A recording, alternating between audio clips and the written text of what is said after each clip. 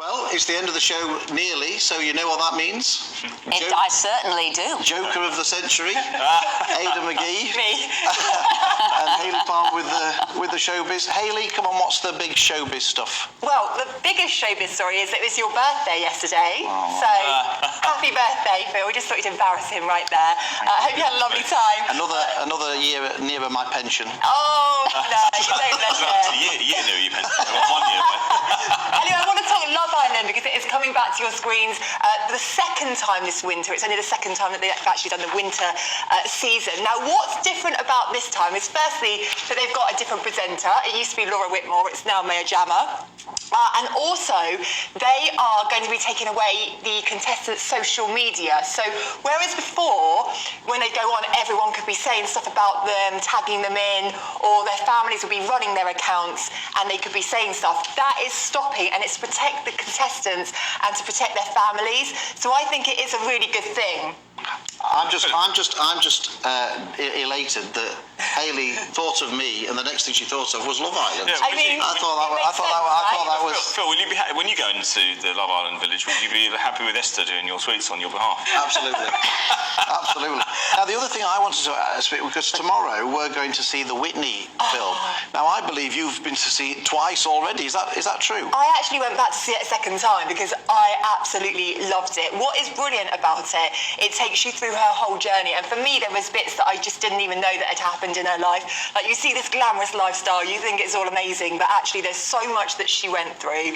She's an absolute star, and it's just such a sad ending. I won't spoil it. No, don't spoil it. Then we know the ending. We know the ending, but it's just, I just had to go and see it again to see all those finer details. But it's an absolute must-see in the cinemas now. I would thoroughly recommend it. Is it true she came through the gospel route, didn't she, singing? Is that right? That's right, yeah, that's the opening thing. Yeah. There we go. And obviously, you know, connections to Jan Warwick and what have you, but she did have her own, as you say, traumatic journey there.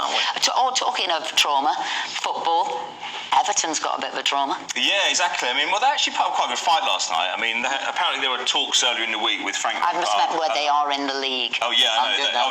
Well, they were in the FA Cup action last night, actually. But they were told, apparently Frank Lampard said, listen, we don't expect you to win at Old Trafford on Friday night, but just make sure they put up a decent performance. What's more important for them is how they get on against Southampton next week. They're a team around them in the bottom of in the basement of the Premier League, and they've got to get up that table. Well, last night, decent performance, went out of the event, but I think it's 50-50. We said 50-50, didn't we, Frank Lampard? It's sad, though, isn't it, when Everton's a massive club and your reducer saying, oh, well, they lost, but they played okay. I mean, what a sad thing for a big club like Everton to be treated but you know, any time of the year, at any point in the last 40-odd years, going to Old Trafford in FA Cup tie is a tough assignment. Any other big... Well, yeah, I want to know about a new Beckham addition to the football world. Yeah, Romeo Beckham, he's joined Brentford on loan as of yesterday. So he's an Inter Miami player. Helps when your old man owns the franchise, of course, in America. But he's gone on loan to Brentford. He's going to play for their B team. Now, no suggestion at the moment that he's going to be anywhere near the first team. But historically, there's been a bit of a pathway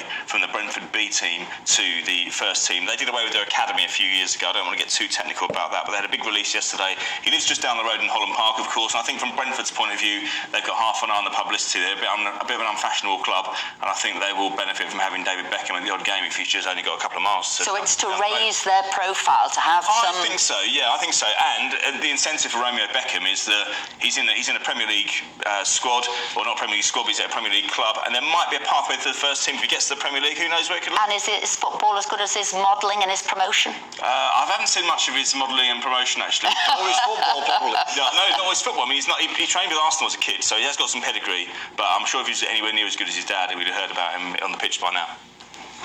Yeah. Hayley. I was going to say, speaking of David Beckham, there's a documentary coming out of him this year, which I'm quite excited to see, and also one of Robbie Williams as well. So it's good to have a little insight into their lives, also about their trauma and about their mental health and everything. So, but we're looking at the Lord Sugar Gordon Ramsay spat. Yes, so apparently Lord Sugar is saying that Gordon Ramsay has copied the premise of his show that he's got. So he's got this new show out. It's called Future Food Stars, where contestants aim to try and get £150,000 investment.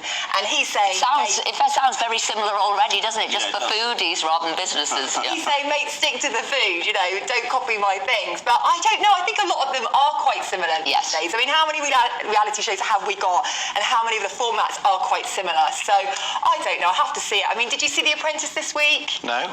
You haven't seen it. I feel like they are on there really for the fame, not really for. Is it Lord Sugar's not going to sue Gordon Ramsay? They're not going to. I mean, they're not that going to would be sue a good programme, wouldn't it? How can you quickly tell us 2023? What do you think your top shows are going to be? Very quickly. I'm going to say The Crown, because that's coming back. I'm going to say Dancing on Ice, and I'm going to say Gladiators. Oh, well, thank you very much indeed. That was short and sweet. Yeah. Hayley, thank you very much indeed. Aidan, Good to thank see you very much indeed. Well, what a show we've had today, and what a diversity. And thank you for everybody who got in touch.